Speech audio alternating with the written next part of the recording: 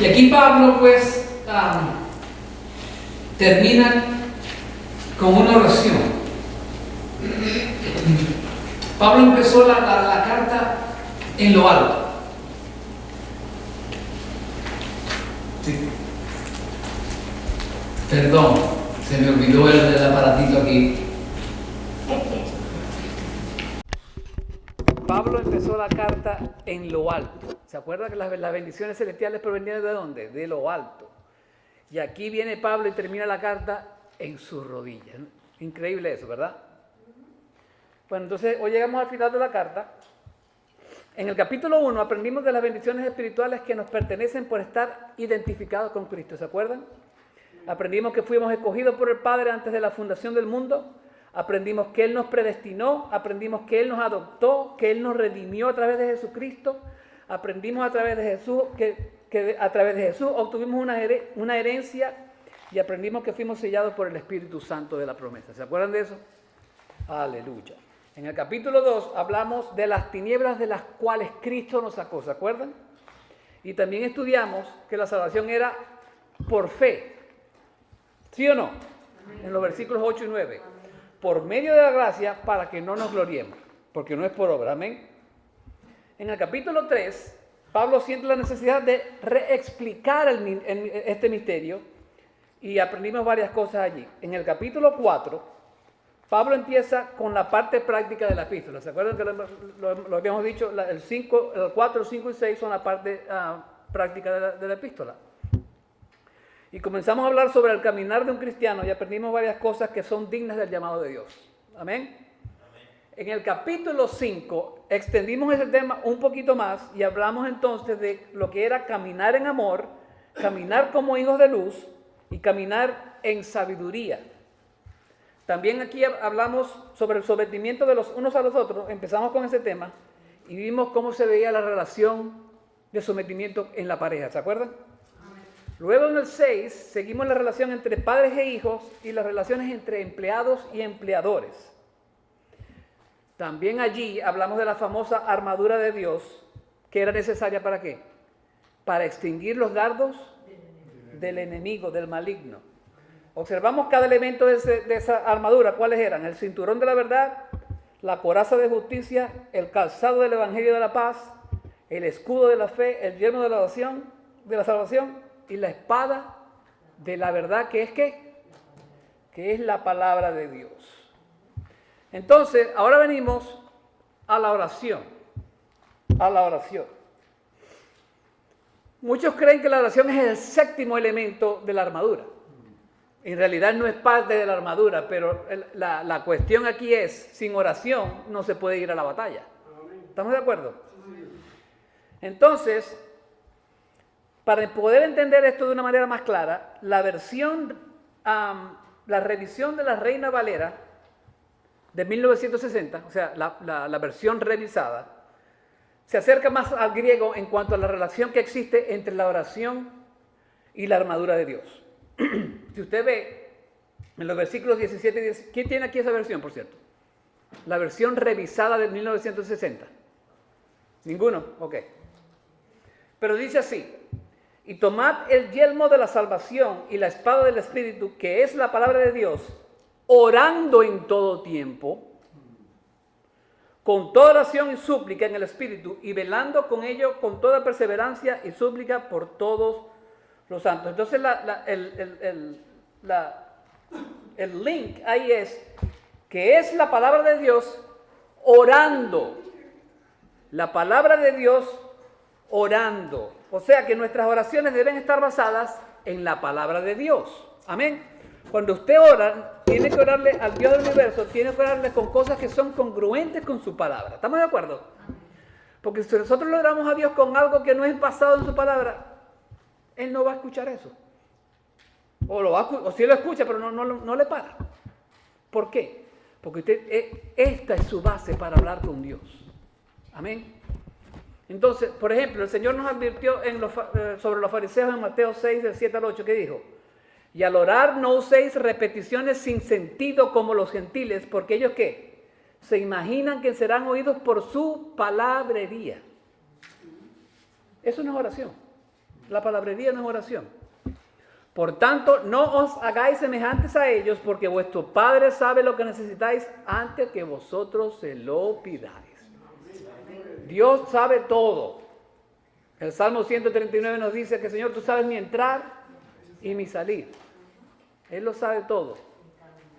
Si usted quiere saber cómo lo conoce usted, Dios a usted, usted se va al Salmo 139 y usted va a ver cómo lo sabe. Amén. Entonces Pablo nos exhorta a orar antes y durante la batalla. Antes y durante la batalla. ¿Cómo nos enseña Pablo esto? Bueno, Pablo nos dice en el 18, con toda oración y súplica, orad en todo tiempo en el Espíritu y así velad con toda perseverancia y súplica por todos los santos. Ore por todos los santos. Ese es el primer punto. Aquí Pablo nos va a pedir que oremos por los santos de una manera muy peculiar. ¿Por qué? Porque él dice, oren con toda oración y súplica. Oren con toda oración y súplica. Aquí la palabra oración, y esto lo hemos estudiado otras veces, se refiere a orar de una manera general. ¿Ok? La palabra súplica es una manera más específica, que está buscando una respuesta de Dios, porque usted tiene un sentido de necesidad personal y de cierta urgencia en esa oración. Eso es una súplica. Cuando usted suplica por sus hijos, usted tiene urgencia, usted quiere que Dios le conteste. Este adjetivo todo o toda, lo vemos 4 veces en este versículo, fíjese, con toda oración y súplica, orad en todo tiempo en el Espíritu y así velad con toda perseverancia y súplica, ¿para qué? Por todos los santos. 4 veces la palabra todos allí. Amén. Entonces, ¿qué tipo de oración está hablando Pablo aquí? Bueno, todo tipo de oración que el Espíritu le muestre. ¿Y cuáles son esos tipos de oración? Oración en grupo, oración individual, oración silenciosa, oración a gritos, oración caminando, oración de rodillas, oración elocuente, oración con gemido, oración constante, oración ferviente, oración postrado. ¿Cuántos se han postrado en el suelo a orar? ¿Qué fue lo que hizo David cuando Dios le mató al hijo que tuvo de Betsabé porque le montó los cuernos al marido? Postrado, acostado en el piso, eso es ser postrado. En fin, usted puede orar de 1000 de mil tipos de cosas. Cuando usted va en el carro, usted ora, pero tiene los ojos abiertos, ¿verdad? Porque si ora con los ojos cerrados, ¿qué va a pasar? Va a haber un accidente. Amén. Entonces Pablo no puede ser más claro. Ore con toda oración y súplica. Luego Pablo dice, orar por todos los santos en todo tiempo. En todo tiempo. Jesús dijo en Lucas 21:36, orad siempre. Los apóstoles de la iglesia en Hechos 6 dijeron, necesitan a alguien que ayude a servirle a las viudas, porque debemos dedicarnos continuamente a la oración y al ministerio de la palabra. De Cornelio se dice que era un hombre devoto en Hechos 10. ¿Y qué dice? Y oraba a Dios siempre. En Romanos 12:12 Pablo dice, perseverad en la oración, así como lo dice aquí. En Colosenses 4:2 dice, perseverad otra vez en la oración. En Filipenses 4:6 dice, en toda oración y ruego sean conocidas vuestras peticiones delante de Dios. En 1 de Tesalonicenses 5:17 dice, orad sin cesar. Y en 2 de Timoteo 1:3 Pablo dijo, sin cesar me he acordado de ti en mis oraciones noche y día. Mi hermano, y esta parte de Timoteo a mí me conmovió un poco, porque qué hermoso cuando alguien le dice a usted que mira, yo he estado orando por ti noche y día. ¿Eso no es hermoso? De hecho, hay un predicador que yo lo admiro mucho. Él dice, no, yo le estoy diciendo lo que él dijo. Yo no he visto nunca en la palabra que yo esté orando por mí mismo, dice él. La mayoría de las veces es nosotros orando por otros.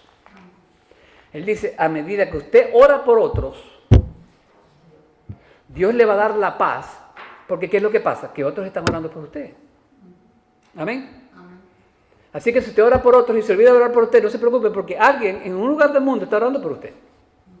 Mire, usted ha visto el ejemplo del hermano que viene a orar por mí cada vez que predico. Eso es una bendición para mí. Entonces, si no oro por mí, por lo menos el hermano está orando por mí. Y yo sé que ustedes oran por mí también. Amén. Entonces,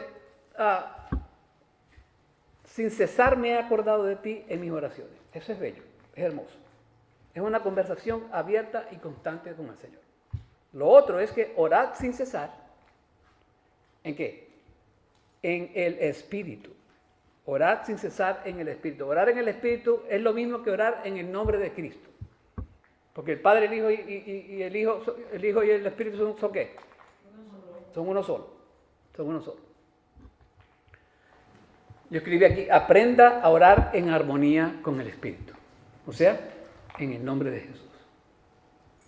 Permita que sus oraciones sean un dueto con aquel que siempre intercede por nosotros. ¿Qué dice Romanos 8:26? Y de la misma manera, también el Espíritu nos ayuda en nuestra debilidad, porque no sabemos orar como debiéramos, pero el Espíritu mismo intercede por nosotros con gemidos indecibles. ¿Cuántas veces no hemos llegado a Dios que no sabemos qué orar? Pero el Espíritu nos intercede por nosotros. Así no sepamos orar, con gemidos indecibles. Mire, otro ejemplo, yo me acuerdo, había un pastor que yo tenía que él decía, no hay nada más hermoso que escuchar a un recién convertido orar por Dios, porque ellos no están con palabras grandotas ni nada de eso, pero su corazón está tan tierno y tan sincero con Dios que no importa lo que esté diciendo, Dios le está entendiendo su corazón. Amén. Pero, por si acaso usted no tiene las palabras, el Espíritu sí las tiene. Y el Espíritu entiende completamente lo que Dios le está diciendo al Espíritu, que quiere que el Espíritu le comunique a usted. Amén. Entonces, escucha, mientras tú vives la vida cristiana, el Espíritu de Dios en ti ora por ti y siempre hace la oración correcta y siempre recibe la respuesta correcta. Porque el Espíritu no se equivoca. Orar en el Espíritu es simplemente alinear tu propia oración con la mente y la voluntad de Dios o del Espíritu. ¿Cómo podemos hacer eso? Andando en la plenitud del Espíritu, a medida que tu vida se llena del Espíritu, a medida que andas en el Espíritu, a medida que estás en la obediencia en el Espíritu, a medida que caminas cerca del Señor, a medida que comulgas constantemente con su presencia, el Espíritu de Dios gobernará tus pensamientos porque tus oraciones están en armonía con el Espíritu de Dios. Nuestras oraciones tienen que estar en armonía con el Espíritu de Dios. Eso es orar en el Espíritu. El hecho de que usted puede clamar desde lo más profundo de su corazón debido al Espíritu del Padre que mora en usted, debiera incrementar su confianza en Dios y la seguridad de que su perfecta voluntad se va a cumplir en cada una de sus vidas. Amén. Aleluya. Pablo también nos dice, orad por todos los santos y dice, velad con perseverancia y súplica. Esta palabra perseverancia en el griego es agrupneo, que es una palabra compuesta, que es de a, que significa sin, y ugnos, que significa dormir. O sea que literalmente está diciendo no dormir, significa estar despierto o alerta. O sea, esté alerta, que nos dice Pablo en una de sus cartas. Esté alerta porque el enemigo está como un león rugiente, ¿qué? Buscando a quien devorar, buscando a quien devorar. El tiempo presente de este verbo nos indica que nos debiera caracterizar el estilo de vida de cada creyente. O sea, debemos estar siempre alerta. Porque si no estamos alerta, ¿qué va a pasar? El enemigo nos va a atacar y no nos vamos a poder defender. Amén. Manténgase siempre alerta mientras que oran. Manténgase sus ojos espirituales abiertos porque el enemigo los puede atacar ¿en cuándo? En cualquier momento. El enemigo no tiene ¿cómo se llama? Misericordia. Todo lo contrario. Todo lo contrario. ¿Cómo perseveramos en la oración? Bueno, continuamente siendo llenos del Espíritu Santo, quien nos ayuda a no estar descuidados de los ataques del maligno. Tenemos que estar llenos del Espíritu Santo. ¿Y cómo estamos llenos del Espíritu Santo? Leyendo su palabra y estando orando con el Señor todo el tiempo. Por eso que Pablo dice, orar sin cesar. Si usted es un verdadero soldado, no se puede dar el lujo de cerrar los ojos ante el enemigo.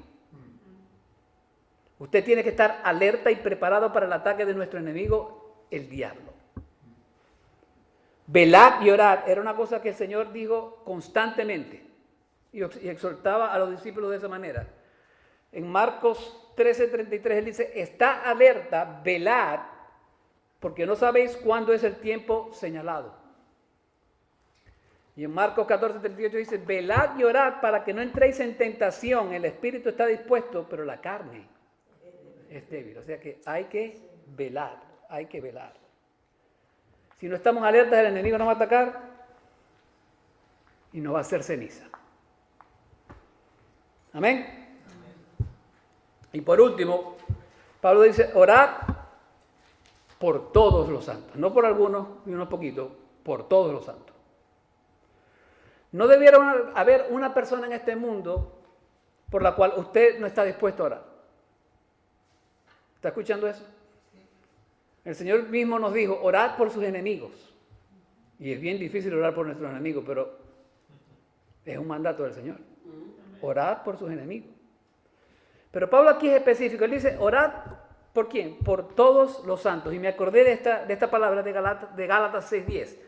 Así que entonces hagamos bien a todos según tengamos oportunidad y especialmente ¿a quién? A los de la familia de la fe.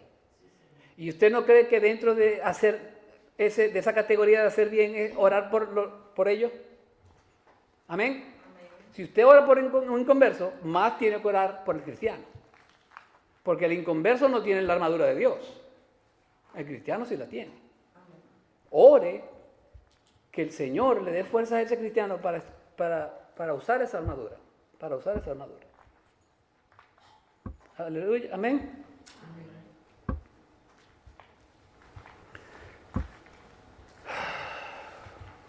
Dios es un Dios que escucha. Dios es un Dios que escucha.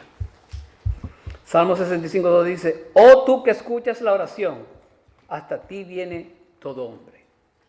Oh tú que escuchas la oración, hasta ti viene todo hombre. Entonces debemos orar por todos los santos, hermanos. Por todos. Mire, este pastor, él decía, yo no puedo orar por todo el mundo. Yo digo, yo tengo una lista, hay gente que estudia con lista. Y él dice, tengo tantas que yo no puedo orar por todos, pero el Señor sabe que yo quiero orar por todos. Y yo me imagino que por lo que no ora, bueno, entonces el Espíritu está intercediendo por él en representación de esos hermanos. Amén. Aleluya. Entonces, Pablo nos dice otra vez, el otro punto es, ¿cómo podemos orar? Bueno, pida oración por usted. Y yo digo, bueno, ¿cómo es eso, hermano Juan? Bueno, y orad por mí. La primera parte del versículo 19, y orad por mí. Es perfectamente aceptable que usted pida oración por los hermanos, hermano. No se sienta mal, no le dé pena. Usted puede pedir oración por usted. ¿Y sabe qué me dice esto? Que Pablo estaba al tanto de sus propias debilidades y tribulaciones. Porque usted dirá, Pablo, el gran predicador, el que escribió casi la mitad del Nuevo Testamento, ¿cómo es que le está pidiendo? Porque él era humano como usted y como yo. Él era humano como usted y como yo.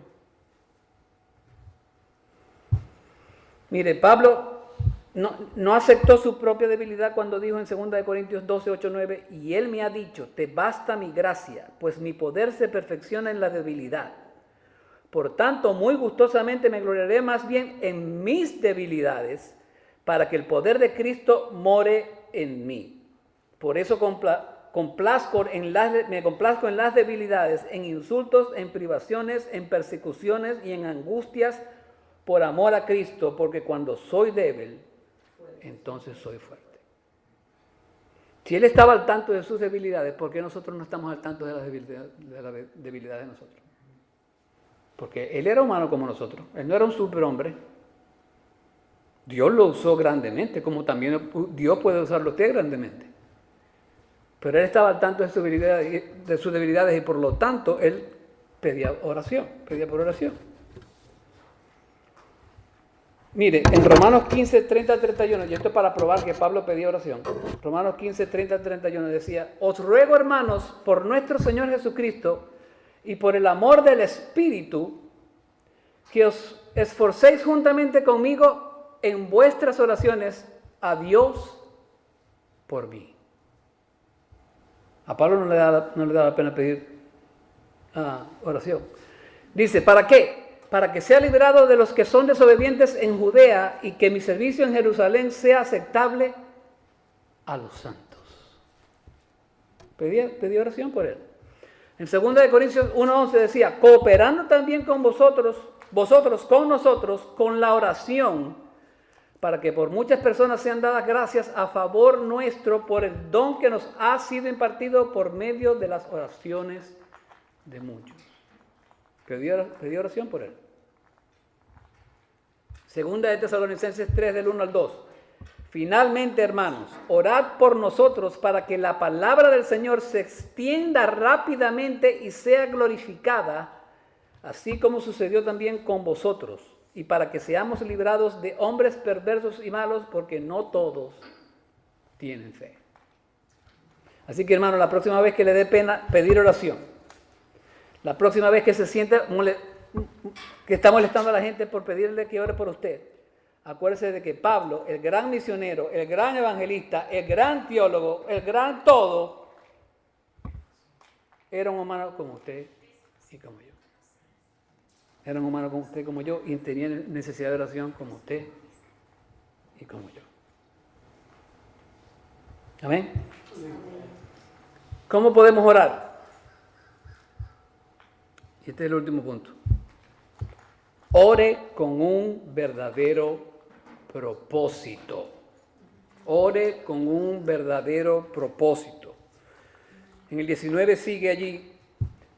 Y orad por mí, para que me sea dada palabra al abrir mi boca, a fin de dar a conocer sin temor el misterio del Evangelio, por el cual soy embajador en cadenas, que al proclamarlo hable con denuedo cómo debo hablar. Cada vez que nosotros oramos, tenemos que orar determinadamente y con un verdadero propósito, hermano. Este propósito tiene que tener valor, tiene que tener peso delante de Dios. Mire, hay un comediante que se llama John Crist. No sé si lo ha visto. Increíble el hombre. Él tiene un skit que dice, I ain't praying for that. Dice, no voy a orar por eso. ¿Pero por qué él dice eso? Bueno, porque él dice, y seriamente él dice, hay cosas por las cuales no debiéramos orar. Y usted me dice, ¿verdad? Bueno, fíjese lo que él dice. Alguien le preguntó, ¿puedes orar para que mi examen de las drogas salga bien? Y él respondió, yo no voy a orar por eso. Deja de tomar droga y tu examen va a salir bien, dice. Su hermana le pidió que orara por otra persona que tenía tendinitis en su dedo pulgar porque estar jugando horas y horas en su iPad. Y él le dijo, yo no voy a orar por eso. Deja de jugar el iPad y se te quita el tendinitis. ¿Usted entiende lo que yo quiero decir? Mire, Señor, que ponme a esa persona enfrente de mí porque lo voy a gritar y le voy a sacar todo. Le voy a sacar cada toallita. ¿Usted va a orar por eso? No. Entonces nuestra oración tiene que tener propósito. ¿Cuál era el propósito de Pablo? Bueno, imagínate. El propósito de Pablo era que oren, que Dios les dé la palabra que tiene que decir para predicar correctamente el Evangelio. Eso es lo que estaba pidiendo Pablo. Eso es un verdadero propósito. Dice, oren para que esa predicación sea realizada sin ningún temor. Ahí lo dice. En el 6. A fin de dar a conocer sin temor el misterio del Evangelio. Pablo, en vez de decir, oren para que Dios me saque de esta prisión, porque él escribió el libro de los Efesios de la prisión, ¿verdad? Él dice, oren En vez de que me saquen de esta prisión, él dice, oren para que Dios saque las palabras adecuadas de mi boca para que la gente pueda conocerlo. A veces cuando estamos en tribulaciones decimos, Señor, sácame de la tribulación. Lo que deberíamos hacer como Pablo es, Señor, sácame palabras de mi cuerpo a pesar de mi tribulación para que alguien crea. Tremendo Pablo, tremendo Pablo. Ojalá yo me pareciera más a él, pero me falta. Hermano, yo oro que tus oraciones tengan propósito. Y cuando uno de nuestros hijos nos llama para hacer algo de las cosas que dijo, como dice John Chris, yo no voy a orar por eso. Papi, ora que me gane 10,000 millones de dólares.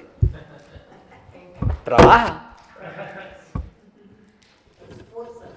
Esfuérzate. Amén.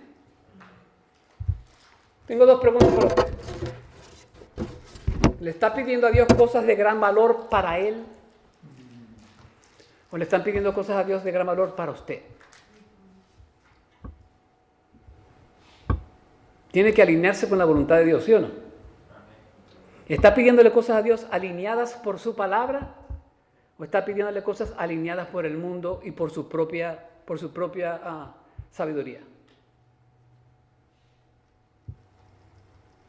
Te lo vuelvo a preguntar. ¿Está pidiéndole a Dios cosas de gran valor para Él o de gran valor para usted?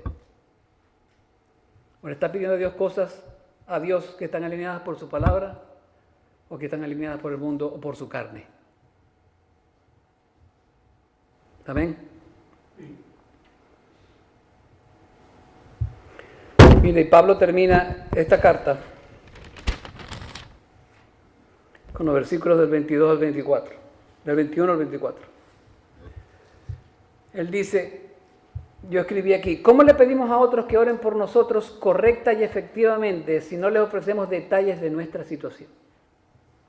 Pablo contesta eso en los versículos 21 al 22. Pero a fin de que también vosotros sepáis mi situación y lo que hago, todo os lo hará saber Tíquico, amado hermano y fiel ministro en el Señor, a quien he enviado a vosotros precisamente para esto, para que sepáis de nosotros y para que consuele vuestros corazones. Hermano, ¿usted quiere que alguien ore efectivamente por usted? Usted le tiene que contar la situación. O si es muy personal, entonces dígale, porque el Señor lo sabe todo. Entonces dígale, no, mire, no te puedo dar detalles, pero pídele a Dios, por favor. Y Dios lo va a escuchar. Pero Pablo aquí les dio específicos. Amén. Pablo les dio específicos. Lo otro es que no solamente envió a Tíquico para que hablaran de él, para que le diera la situación, la información correcta a los efesios, sino que envió a Tíquico para que los animara, los confortara. Ahí lo dice la palabra.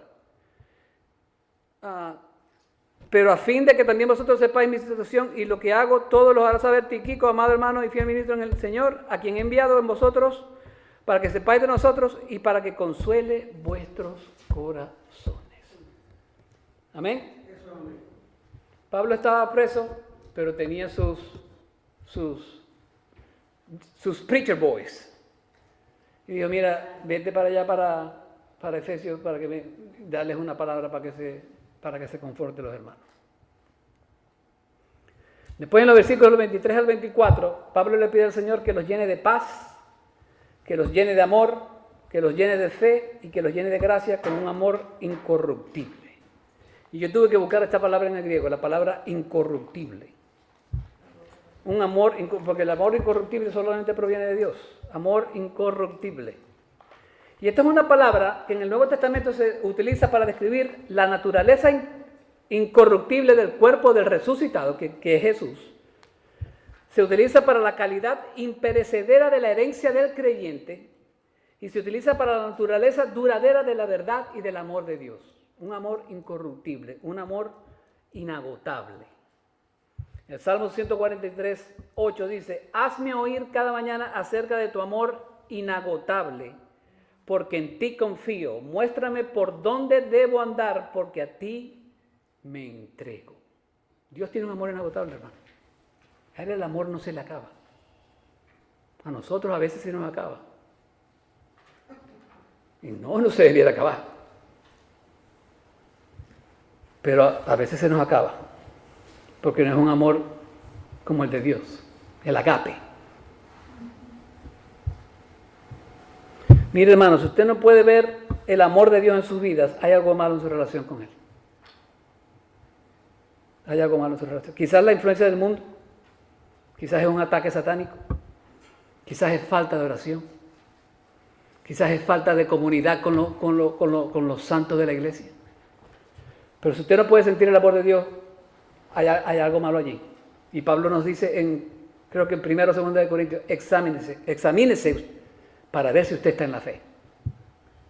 Porque usted tiene que sentir ese amor de Dios, hermano. Si usted en verdad es un hijo de Él. Amén. Y para terminar lo quiero dejar con 3 sugerencias. 3 sugerencias. Pidamos oración con más libertad. ¿Qué significa eso? Piden que oren por usted. Pedir que oren por usted no es una señal de debilidad. Es una señal de fe. Porque Dios va a escuchar la oración de los santos. Sí, Señor. Oremos por lo demás con más intención. ¿Por qué? La oración es un acto pasivo, es una poderosa colaboración. Por eso es que ahora los servicios de oración no son un invento. Así empezaron en la iglesia primitiva, ¿sí o no? Entonces debemos orar con intención.